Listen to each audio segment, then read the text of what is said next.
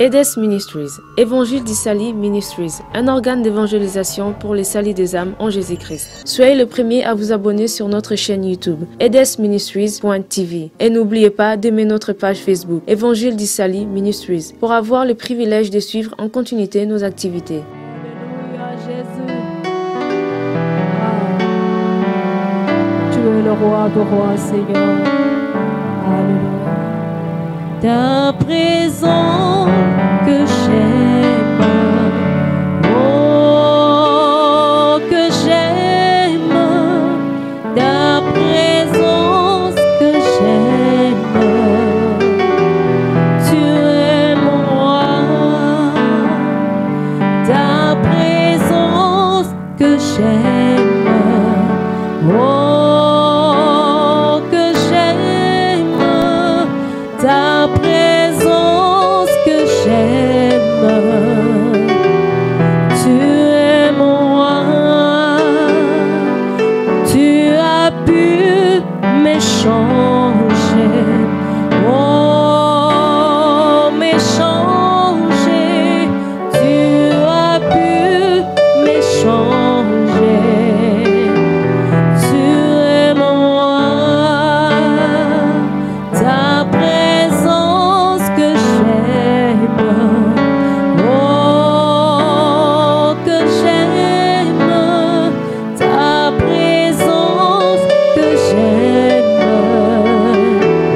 tu es mon roi. J'étais perdu au milieu d'une tempête, tu es venu,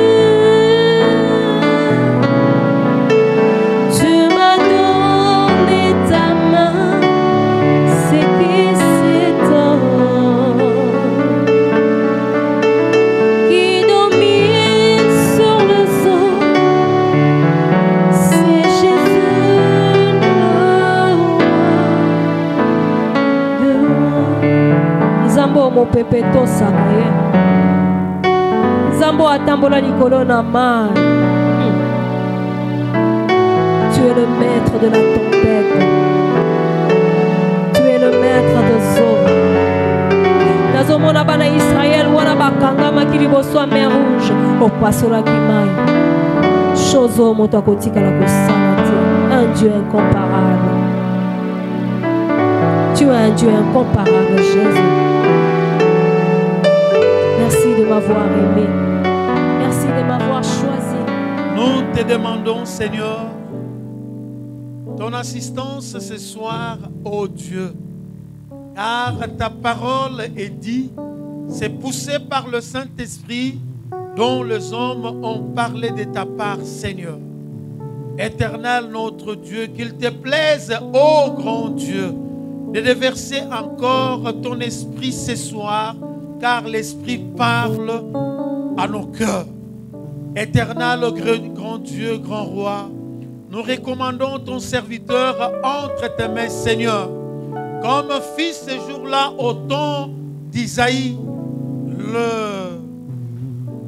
l'ange a pris le braise dans le réchaud et il a brûlé la langue de ton serviteur et dont Isaïe a commencé à parler de ta part. Oint ton serviteur, nous le déclarons dans le nom de Jésus-Christ. Gloire et louange à toi, Seigneur Jésus. Gloire et louange à toi, Seigneur Jésus-Christ. Amen. Amen. Est-ce que nous pouvons acclamer le Seigneur? Je voudrais à ce qu'un leader puisse acclamer le Seigneur.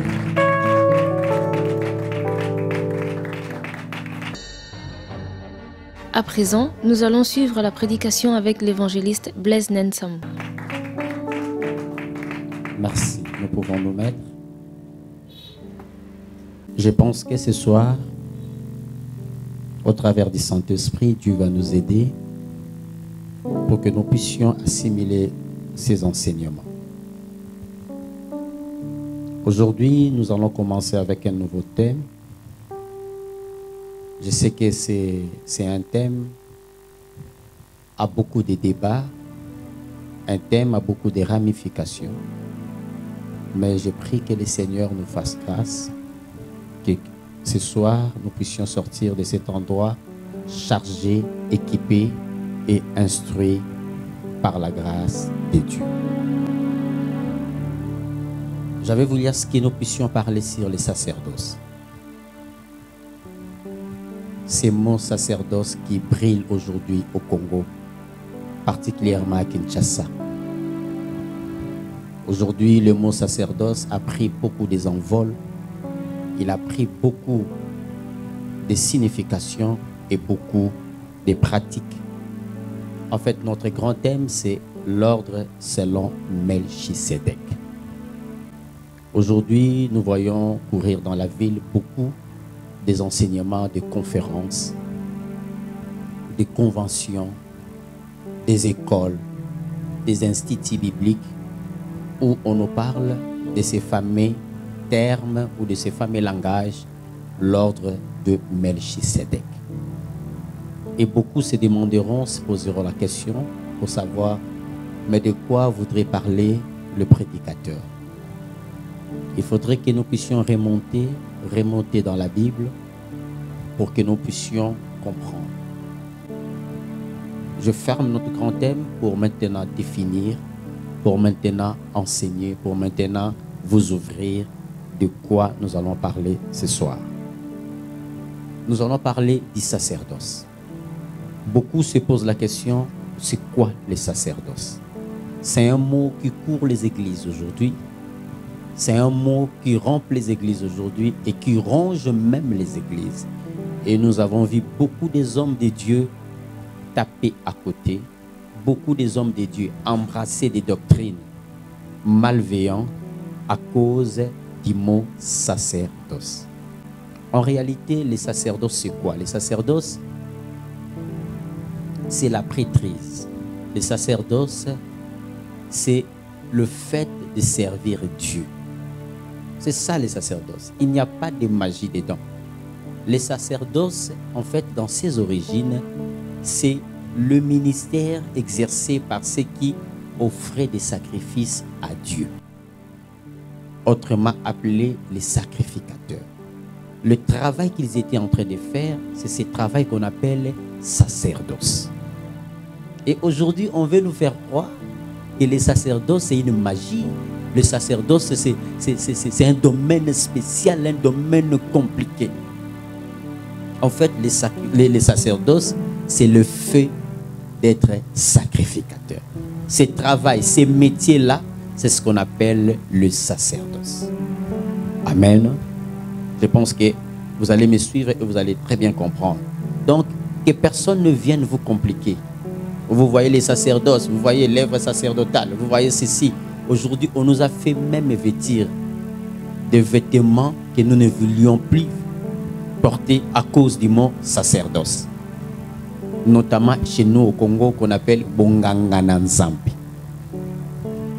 En fait, quand nous le parlons en lingala, c'est là où ça dévie un peu. Le fait de dire Bongangana Nzambe, les gens pensent que le sacerdoce est toujours lié au mysticisme. Et pourtant, les sacerdoces, c'est tout simplement le rôle que joue un sacrificateur. Amen. Alors nous allons remonter à ses origines. D'où viennent les sacerdoces? Là, nous sommes au livre d'Exode, chapitre 29, verset 9. Nous allons lire. Ici, Dieu parle à Moïse. Écoutez ce que Dieu dit à Moïse. Tu mettras une ceinture à Aaron et à ses fils, et tu attacheras des bonnets au fils d'Aaron, au fils d'Aaron. Le sacerdoce leur appartiendra par une loi perpétuelle. Tu consacreras donc Aaron et ses fils. C'est d'ici, de ce verset, qu'est né le mot sacerdoce. C'est lorsque Dieu a fait sortir Israël de l'Égypte, quand il marchait avec eux dans le désert. Venu le moment de servir Dieu, Dieu a institué un service pour que ces gens-là ne soient pas n'importe quelle personne, ou plutôt que dans les tabernacles, n'importe quelle personne puisse avoir accès. Il fallait qu'il y ait des personnes à part. Et ces personnes-là, le métier qu'ils exerçaient, c'est ces métiers dits sacerdoce. Voilà, Dieu a dit à Moïse, tu vas consacrer. Je voudrais que nous puissions souligner les mots consacrer. C'est quoi consacrer? Parce qu'aujourd'hui aussi, nous les voyons dans nos églises. Nous avons toujours tendance à dire, aujourd'hui nous avons consécration. Aujourd'hui nous avons une journée de consécration. On va nous consacrer. On va consacrer les pasteurs, ainsi de suite. Le mot consacrer veut tout simplement dire dédié à Dieu, donner à Dieu, donner à une divinité, donner à un saint, et on le fait des fois avec un accompagnement de cérémonie. C'est ça consacrer. Donc même le fait quand vous venez avec votre enfant, vous dites que pasteur, priez pour cet enfant. Si vous dites que cet enfant, je le donne à Dieu, c'est une consécration. Aujourd'hui, on nous fait croire que la consécration, c'est lorsqu'on devient, on veut s'engager à un ministère et qu'on doit devenir pasteur. C'est ces jours-là qu'on fait la consécration. Non. Le fait, même votre argent, quand vous l'amenez à Dieu, au travers des offrandes, mais vous consacrez cet argent, vous le mettez à part pour Dieu. C'est ça la consécration. Mettre à part, dédier quelque chose pour Dieu, donner, dévouer à Dieu. Il y a aussi des consécrations qui ne nécessitent pas de cérémonie.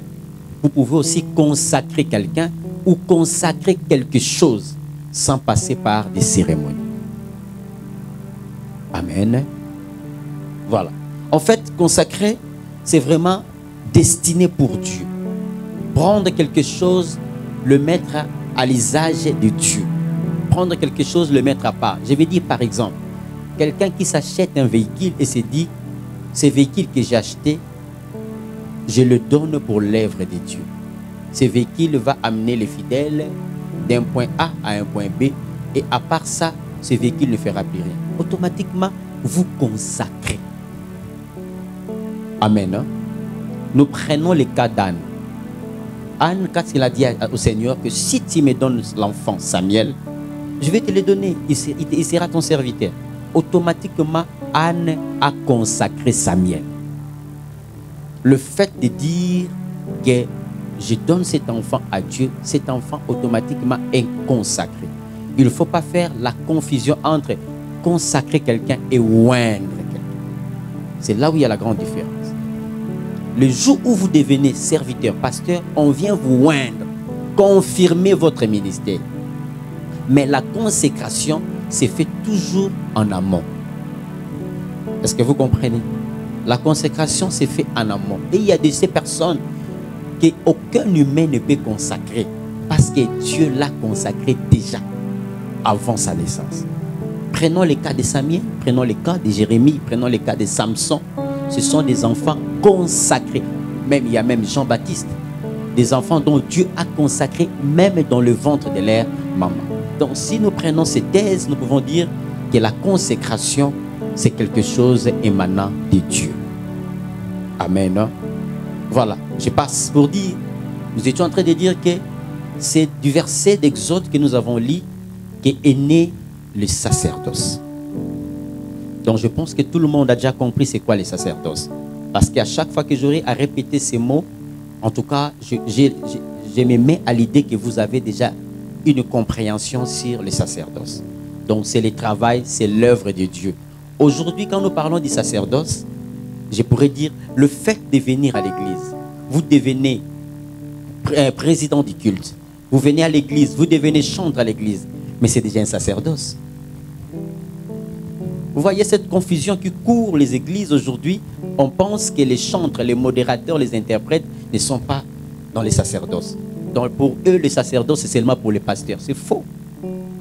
Le fait seulement que vous vous consacrez à Dieu, vous exercez déjà ce que nous appelons le sacerdoce. Alors, nous avons parlé du sacerdoce que Dieu a donné à Moïse pour confirmer ou pour consacrer Aaron et ses enfants. C'est là que nous parlons du sacerdoce lévitique. Pourquoi le sacerdoce lévitique? Parce que Aaron était de la lignée de Lévi.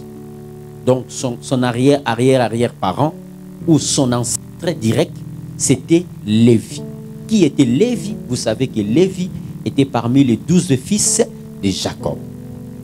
Donc, comme Aaron venait de la famille de Lévi, il y a aussi Moïse qui venait de la famille de Lévi, et que Dieu a dit à Moïse que lorsque tu consacreras Aaron et ses fils, ils auront ce travail selon une loi perpétuelle. Ça veut dire une loi qui sera de père en fils, de père en fils, de génération en génération. Raison pour laquelle on a connoté la consécration du sacerdoce comme un sacerdoce lévitique. Donc, lévitique vient du mot Lévi. Ok? Ok? Mais au cours de l'exécution ou au cours de l'ère du sacerdoce lévitique, il s'est montré beaucoup de failles. Et je vais citer notamment quelques failles. Il s'est montré aussi beaucoup de limites pendant le sacerdoce lévitique. Qu'est-ce qu'il s'est fait? D'abord, nous allons voir le point 1. Les sacerdoces lévitiques, les sacerdoces lévitiques étaient très sélectifs. Donc, il n'y avait qu'une catégorie de personnes. Il n'y avait que la famille de Lévi qui pouvait faire ça. Donc, voilà, là où intervient le point 2. Le point 1, c'était très sélectif. Et le point 2, il n'y avait qu'une seule famille qui pouvait exercer les sacerdoces. Donc, même si tu es de la descendance de Jacob, le fait seulement de ne pas être de Lévi, tu n'as pas le droit d'exercer les sacerdoces. C'était déjà compliqué. Troisième chose, il n'y avait qu'un seul peuple qui pouvait exercer les sacerdoces. Et c'était quel peuple? C'était les enfants d'Israël. C'était les Hébreux. C'est à eux que revenaient les sacerdoces. Parce que Dieu avait fait alliance avec leurs parents qui étaient Abraham. Quatrième chose, il y avait le problème des genres. Je vais parler du problème des genres. Genre, ça veut dire, pour exercer les sacerdoces, obligatoirement, il fallait être un homme. Une femme ne pouvait jamais exercer les sacerdoces. Si vous n'êtes pas un homme, vous ne pouvez pas exercer les sacerdoces. Donc, déjà là, c'était parmi les faiblesses et les failles du sacerdoce lévitique. Et 3, il y avait trop de principes cérémoniaux. Il faut prendre l'agneau, il faut le couper, il faut prendre le pigeon, il faut le mettre ceci. Donc, dès que vous désobéissez ou bien vous oubliez un principe, ça peut vous conduire à la mort. Et beaucoup de prêtres, beaucoup de sacrificateurs ont perdu leur vie à cause d'oubli ou de négligence par rapport aux lois, aux normes sacerdotales selon l'ordre du sacerdoce lévitique. Amen. Je pense que jusque-là, je me fais comprendre. Il faut très bien comprendre mon introduction parce que quand nous allons maintenant partir sur base des révélations, je n'aurai plus à revenir en arrière. J'étais en train de dire tantôt que les conditions, c'était d'être un homme. Deuxième chose, il faut être un homme valide. Vous voyez? Ça, c'est encore un autre problème. Pour servir Dieu, vous ne pouvez pas avoir un handicap. Si vous avez un handicap, vous ne pouvez pas servir Dieu. Quel que soit le don que vous pouvez avoir, le fait seulement d'être handicap, cela vous exclut de servir Dieu. Voilà parmi les faiblesses, parmi les failles que moi je nomme dit sacerdoce lévitique. Et le sacerdoce était exclusivement pour les descendants de Lévi. Les descendants de Juda, les descendants de Nephtali et autres, Siméon, ne pouvaient pas accéder ou bénéficier du sacerdoce. Alors, si je dois ou si je peux me permettre de pouvoir mettre un accent nominatif, je vais dire que le premier sacerdoce peut se nommer le sacerdoce selon l'ordre d'Aaron. Est-ce que vous me comprenez? Pourquoi selon l'ordre d'Aaron? Parce que toute personne qui devait exercer les sacerdoces devait automatiquement sortir d'Aaron. Voilà pourquoi nous parlons du sacerdoce selon l'ordre d'Aaron. Donc, le sacerdoce lévitique était un sacerdoce qui émanait, qui tirait source d'Aaron et de ses fils. Amen. Hein? Là, je me fais comprendre. Est-ce que vous avez compris? Est-ce que vous avez compris? Donc, nous parlerons ou nous nominerons le premier sacerdoce, le sacerdoce selon l'ordre d'Aaron. Pourquoi? Parce que Aaron fut le premier à être consacré comme sacrificateur. C'est selon lui que tous les sacrificateurs, prophètes sont venus. Et voilà, Israël est sorti de l'Égypte. Il fait son chemin dans le désert. Après le désert, Israël hérite la terre promise qui est Canaan. Comme il y avait déjà le pouvoir sacerdotal, Israël est devenu un moment où il a demandé un roi. Parce que vous allez voir dans la Bible, après les livres Pentateuque, nous voyons les juges qui apparaissent. Israël était dirigé par des juges. Après, le peuple israélite se sont dit, nous ne voulons plus être conduits par le pouvoir sacerdotal. Nous voulons maintenant un pouvoir royal. Nous voulons avoir un roi. Et c'est comme ça que Israël a marché pendant beaucoup de siècles, beaucoup de générations avec deux pouvoirs. Il y avait de l'autre côté dans les temples le pouvoir sacerdotal, le pouvoir du prêtre, des sacrificateurs, et de l'autre côté, il y avait le pouvoir royal. Donc en Israël, pendant ce moment où je vous parle, ou à l'époque où nous sommes fixés dans notre enseignement, nous avons deux pouvoirs qui règnent en Israël. Nous avons le pouvoir sacerdotal, dont Moïse a consacré Aaron et ses enfants, et nous avons le pouvoir royal qui commence par, bien sûr, Saoul. Saoul était le premier roi en Israël, et par la suite, nous avions David et Salomon et les autres, j'en passe. Mais regarde ce qui se passe. Ces deux pouvoirs ont été en Israël, mais comme je l'ai dit au départ, déjà dans le pouvoir sacerdotal, il y avait beaucoup de failles. Vous voyez, j'ai dit, il y avait un problème d'handicap, un problème d'invalidité, il y avait un problème de genre, il y avait beaucoup de problèmes. Dieu s'est dit, je dois faire une nouvelle alliance avec l'homme. Cette nouvelle alliance que Dieu va faire, Dieu s'est résolu de changer les choses, de changer les donnes. Mais il dit, je vais le faire au travers de mon Fils. Il le fait au travers Christ. Voilà pourquoi, par le Christ, Dieu s'est résolu de pouvoir mixer et le pouvoir sacerdotal et le pouvoir royal. Il va les mixer en une seule personne et la personne s'appelle Jésus. Amen. Pourquoi est-ce que Dieu va faire ça? Parce que Dieu s'est dit, maintenant le salut, mon alliance ne restera pas seulement avec Israël, mais je vais étendre mon alliance au-delà des Juifs, au-delà des Hébreux. Or, si Dieu étendait son alliance au-delà des Hébreux, ça veut dire que Dieu viendra vers nous les Congolais, vers les Angolais, les Brazzavillois, les Nigériens, ainsi de suite. Ils n'auront pas la possibilité d'être des sacrificateurs. Parce que la loi des sacerdoces exigeait à ce que seul le descendant d'Aaron pouvait exercer les sacerdoces. Voilà pourquoi Dieu s'est résolu de changer ces choses. Nous sommes dans le livre d'Hébreux, chapitre 5, verset 5 jusqu'au verset 6.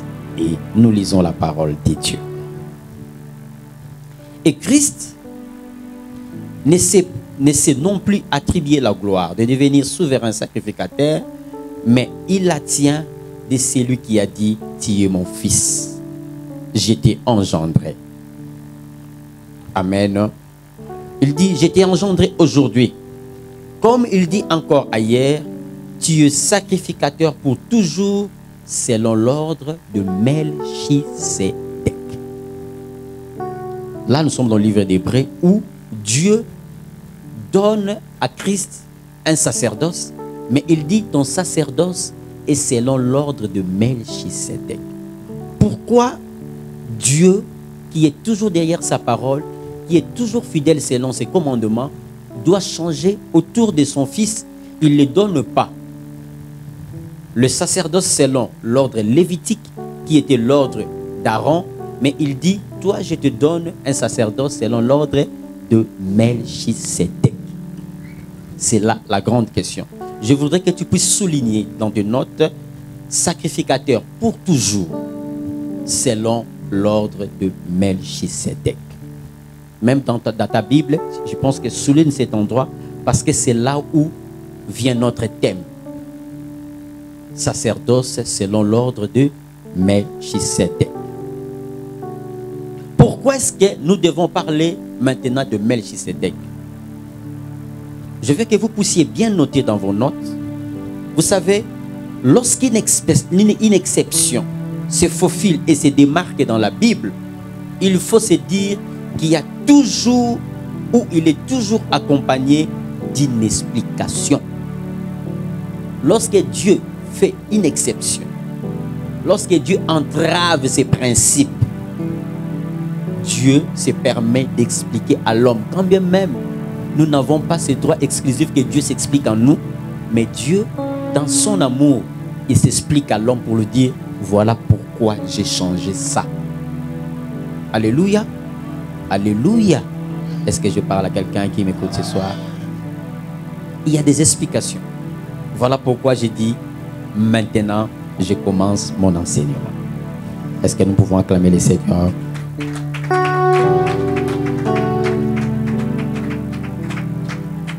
Je vous ai parlé des deux pouvoirs. Nous avons le pouvoir sacerdotal, conduit par les sacrificateurs ou le prêtre. Et nous avons de l'autre côté le pouvoir royal, conduit par des rois. Amen. Mais d'où viennent ces deux pouvoirs? D'où viennent ces deux lignées? Parce que Dieu lui-même, il était Dieu pour Israël. Il disait que Israël était mon peuple. Et mon peuple. Mais pourquoi est-ce que Dieu doit encore donner deux branches des pouvoirs? Nous commençons par le pouvoir royal. J'inverse la chose. Je ne parle pas selon l'ordre chronologique, mais je parle selon l'ordre du pouvoir qui était donné en Israël. Ou l'ordre de la préséance. Je vais partir par là. Le souhait de Jacob était que le sceptre, la souveraineté royale, reste dans Juda. Tous les descendants de Juda devraient hériter la souveraineté ou la royauté. C'était ça le souhait de Jacob. Mais le souhait ou la loi de Dieu, c'était à ce que le pouvoir sacerdotal reste chez les Lévis, les descendants d'Aaron. Donc nous avons deux volontés qui marchent ensemble maintenant. Nous avons la volonté de Jacob, qui était que le roi soit de la descendance de Juda, et de l'autre côté, que les prêtres soient de la descendance de Lévi. Juda et Lévi sont tous deux enfants de Jacob. Amen. Hein? Tous les deux, ce sont des enfants de Jacob. Mais il y a deux enfants de Jacob, en dehors des autres, Siméon et les autres, qui n'ont pas reçu ces privilèges. Les privilèges ont été donnés à deux de ces des enfants de Jacob. Pour Juda, c'était la royauté, et pour Lévi, c'était les sacerdoces ou les choses de Dieu. Je commence par Juda, le sceptre royal, le sceptre de Juda.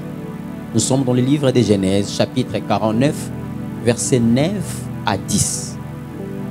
Je pense que nous sommes dans une séance d'enseignement. Il faut que je vous donne des versets pour appuyer ma thèse ou mes recherches. Qu'est-ce que la Bible nous dit? Juda est un jeune lion. Tu reviens du carnage, mon fils. Il ploie les genoux. Il se couche comme un lion, comme une lionne. Qui le fera lever? Le sceptre ne s'éloignera point de Juda, ni les bâtons de souverain d'entre ses pieds, jusqu'à ce qu'il vienne le Shiloh et que le peuple lui obéisse. Souligne encore. Jusqu'à ce qu'il vienne le Shiloh et que le peuple lui obéisse. Souligne là. Ici, Jacob se rapporte à un prophète. Je ne sais pas le jour où Jacob prononçait ses discours, s'il savait ou s'il avait la révélation du Saint-Esprit, mais ici, Jacob il nous parle d'où va commencer la royauté. La royauté commencera par Juda, mais la royauté va se coucher ou va s'achever dans celui qu'on appellera le Shiloh. C'est là que vous voyez le nom Shiloh apparaître. Le nom Shiloh veut dire celui qui viendra, le Christ. Jacob a déjà prophétisé pour dire que celui dont tout le peuple obéira s'appellera le Shiloh, mais il doit venir de la tribu de Juda. Ça, c'est déjà quelque chose que le ciel prend acte.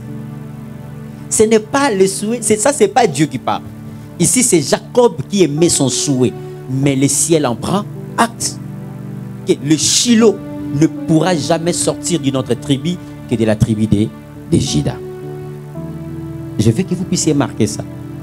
Que le Shiloh viendra, mais il viendra de la tribu de Juda. Donc, il ne peut pas venir d'une autre tribu. Amen. Est-ce que j'avance bien? Est-ce que ça entre? Est-ce que la compréhension elle est bonne? Jacob s'est constitué en un prophète pour prophétiser sur sa descendance et sur le salut prochain de tout le peuple de la terre. Parce qu'ici il dit jusqu'à ce que les peuples, il ne parle pas du peuple. Parce que si Jacob parlait seulement d'Israël, il parlerait jusqu'à ce que le peuple, il parlerait au singulier.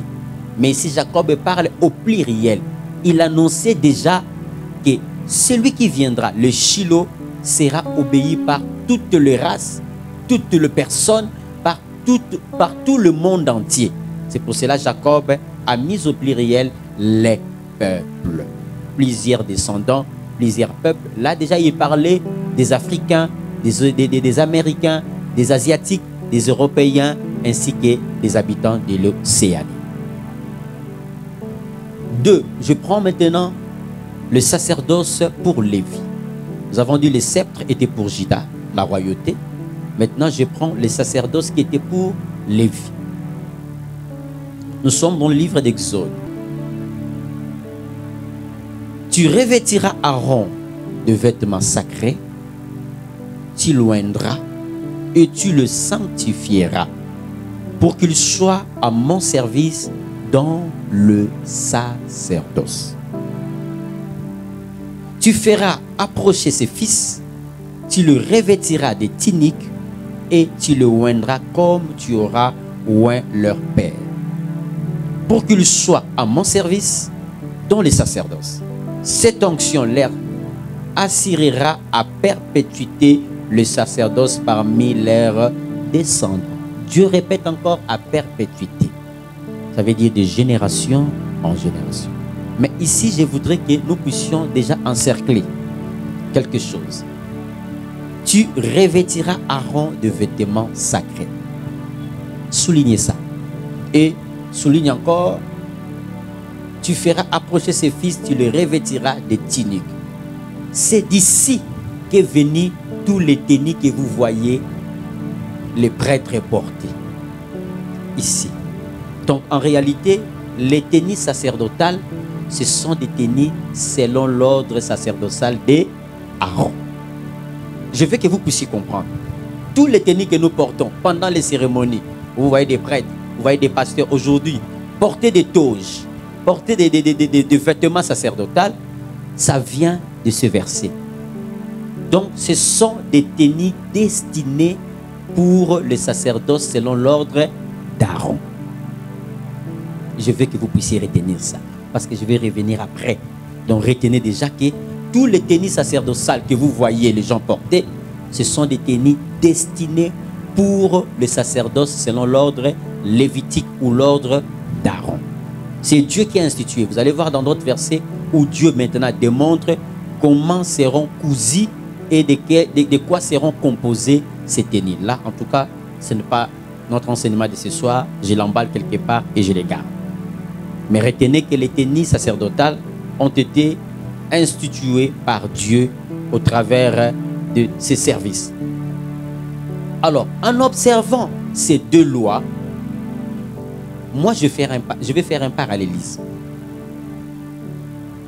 Je prends maintenant le pouvoir royal à gauche. Et je mets à droite parce que le pouvoir de Dieu, le pouvoir sacerdotal, je le mets à droite, à ma droite. Mais il y a Christ qui se met maintenant au centre. Mettons Christ au centre. Réfléchissons ensemble. Est-ce que pensez-vous que selon l'histoire que vous savez de Jésus, Jésus est éligible pour qu'il soit appelé sacrificateur? Je pose la question ensemble. Papa Benjamin, pensez-vous que Jésus est éligible pour être un sacrificateur? Pasteur Jules, pensez-vous qu'il est éligible? Non, il n'est pas éligible, malheureusement. Il n'est pas éligible, pourquoi? Parce que selon la loi, les sacerdoces étaient donnés aux descendants d'Aaron. Jésus n'est pas éligible. Il ne peut pas être sacrificateur. Il ne peut pas être souverain sacrificateur parce que lui, dans les deux lois, dans les deux pouvoirs, il ne peut s'accrocher qu'à la loi de Juda, qui était devenir roi. Donc Jésus ne peut pas devenir sacrificateur. Alléluia. Est-ce que vous me permettez de vous révéler des choses? Je demande, vous me permettez de vous révéler des choses? Alléluia. Voilà. Je pense que nous allons lire dans d'autres versets et je vais vous prouver cela. C'est pour cela que j'ai écrit ceci dans mes notes. Mais en observant cette loi de Dieu et en faisant le parallélisme avec Christ, il y a une insuffisance ou anomalie qui se profile dans le chef de Jésus. Issu de la tribu de Juda, cette loi d'Exode s'érige en obstacle et ne permet pas à Christ d'être sacrificateur, sinon même pas souverain sacrificateur. Parce que cette loi vient de son Père. C'est Dieu, son Père, qui a institué cette loi. Christ ne peut pas être sacrificateur. Il ne peut pas.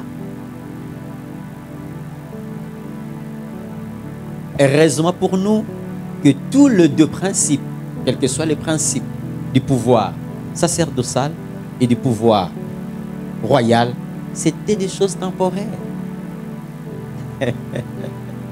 Alléluia. Ces deux résolutions étaient temporaires et prophétiques. C'est Dieu qui a voulu que ça soit ainsi. Parce qu'il savait ce qu'il fera à la suite. Ainsi, Dieu, dans la nouvelle alliance, va instaurer un pouvoir éternel. Il savait que ce qu'il a donné là, il ne pouvait pas le donner à tous. Parce que c'est un pouvoir temporaire. Mais il envisageait de donner un pouvoir éternel à son Fils. Voilà pourquoi il fallait que les hommes soient limités. Amen. Dieu savait que quand Christ viendra, il lui donnera un pouvoir. Mais un pouvoir qui ne sera ni selon Aaron, ni selon Jacob. Jacob, c'est Juda. Aaron, c'est Lévi. Jacob, c'est la royauté. Et Lévi, c'est les sacerdoces. Mais Dieu dit que lorsque mon fils viendra, je lui donnerai un pouvoir qui ne sera ni de Jacob, ni d'Aaron, mais de moi-même, Dieu. Nous l'avons lu et je vous avais dit de le souligner. Nous étions dans le livre des Hébreux chapitre 5 verset 6. C'est vous qui n'avez pas prêté attention. Écoutez ce que la Bible dit. Comme il dit encore ailleurs, tu es sacrificateur pour toujours. Est-ce que vous comprenez? Lorsque Dieu instaure Christ comme sacrificateur pour toujours, ça veut dire qu'il abolit le premier ordre. Il abolit les sacerdoces lévitiques. Et il dit ceci: je te fais sacrificateur selon l'ordre de Melchisédek. Nous y reviendrons. Souligner Melchisédek. Je vais maintenant parler des deux pouvoirs, de leur exercice et comment les choses se sont passées. Nous commençons par le pouvoir royal. Vous vous poserez la question, mais pourquoi est-ce que le pasteur, laissez-moi emprunter même le mot du pasteur Gilles, vous vous demanderez, mais pourquoi est-ce que le pasteur voudrait nous parler du pouvoir royal. Il y a maintenant une confusion qui entre dans l'histoire.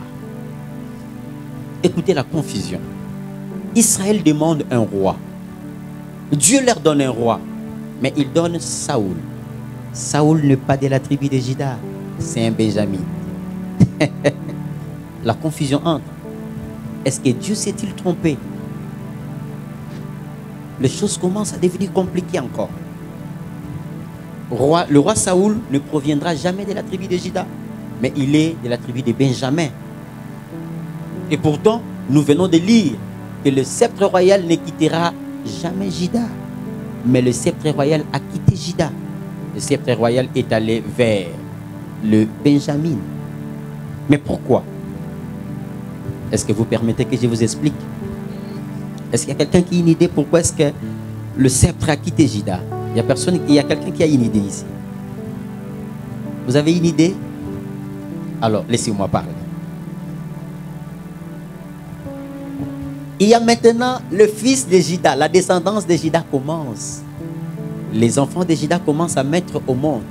Ils ont une promesse, mais de leur côté, ils ont aussi la loi de Dieu.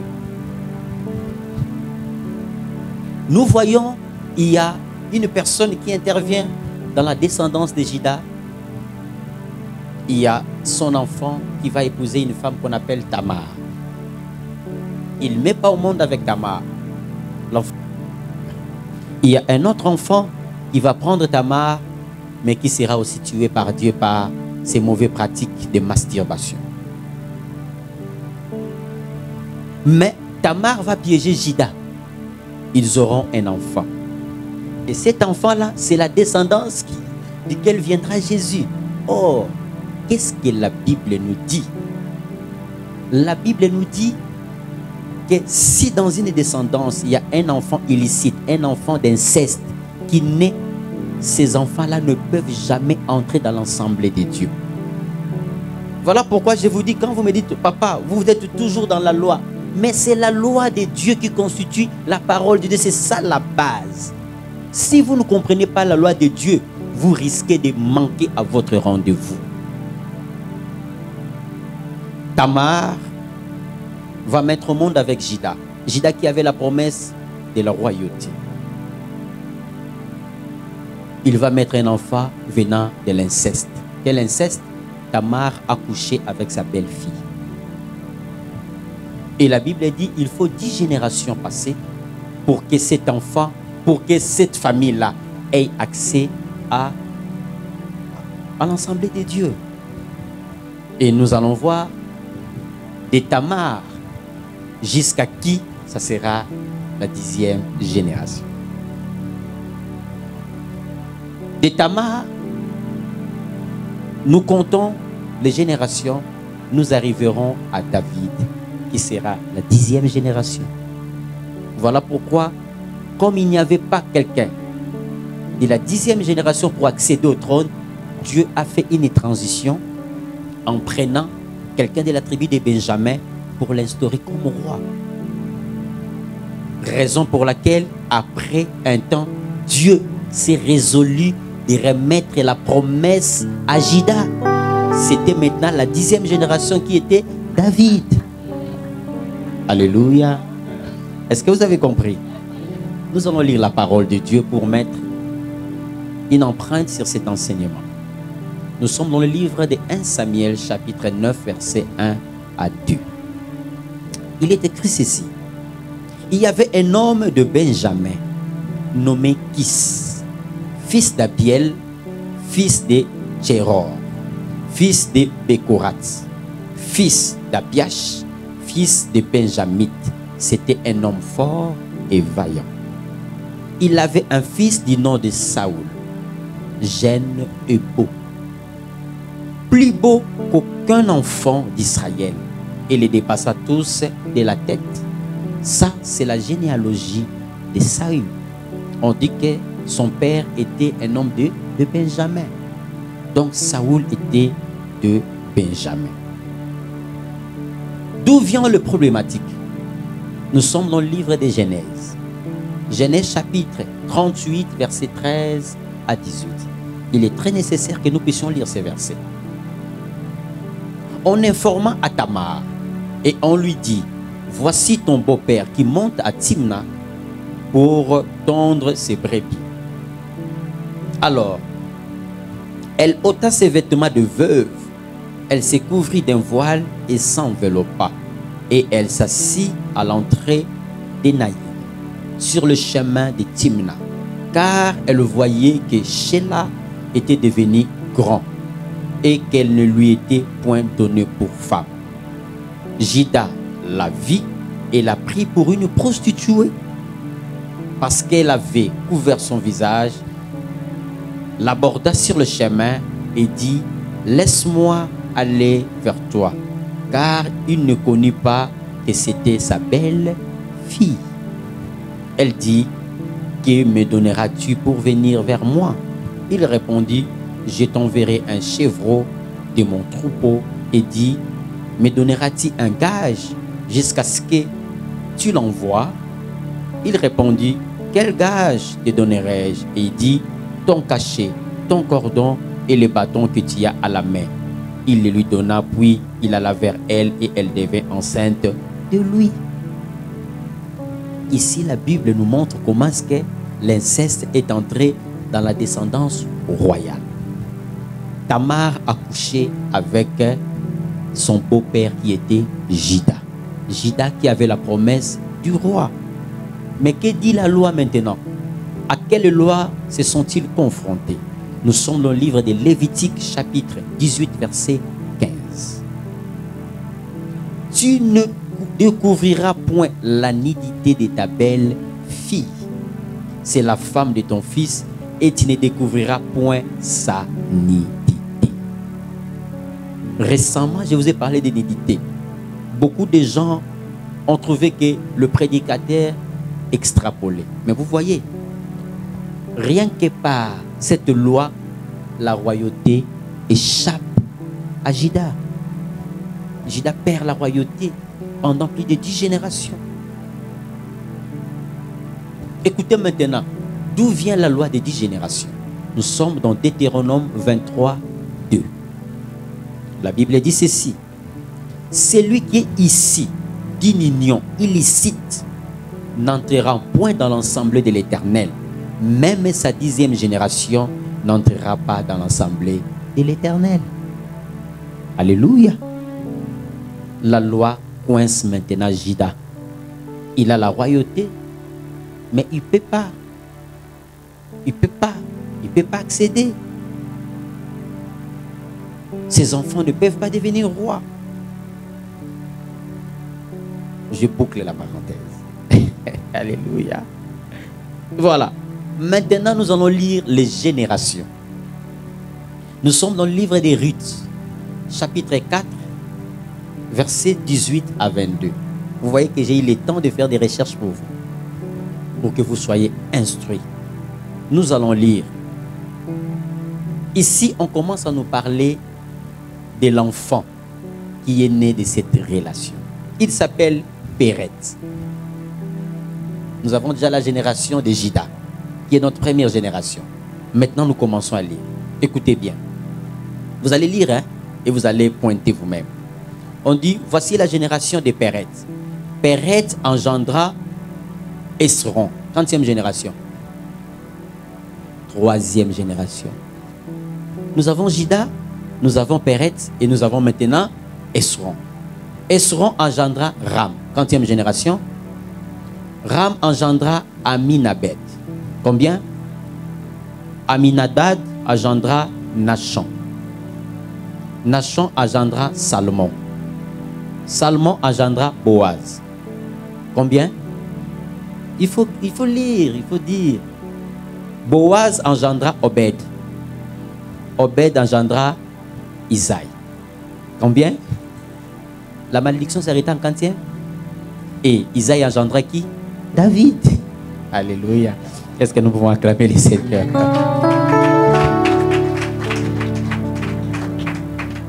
Voilà, il y a maintenant 10 générations qui se sont écoulées. Et David maintenant a le droit de devenir roi. C'est comme ça que j'ai dit toujours aux gens, Quand Dieu vous promet, il faut lui laisser le temps. Quand même vous voyez que les choses ne marchent pas, laisse à Dieu le temps. Il sait qu'est-ce qui coince. Il va enlever ce qui est en train de freiner l'engrenage et l'engrenage repartira dans le travail. Amen. Voilà. Là, je pense que vous avez compris. C'est David maintenant qui sera roi. Raison pour laquelle vous allez voir dans la généalogie de Jésus, on parle de Jésus comme fils de David. Pourquoi fils de David? Parce que c'est de David qu'il a hérité le royaume ou la royauté. Nous venons de suivre la prédication de l'EDS Ministries avec l'évangéliste Blaise Nensamou, une réalisation de PSP Harris Studio. Contactez-nous au plus 243 97 86 86 7 86. Écrivez-nous sur edsministriestv@gmail.com. Soyez le premier à vous abonner sur notre chaîne YouTube edsministries.tv et n'oubliez pas d'aimer notre page Facebook Évangile d'Issaly Ministries pour avoir le privilège de suivre en continuité nos activités.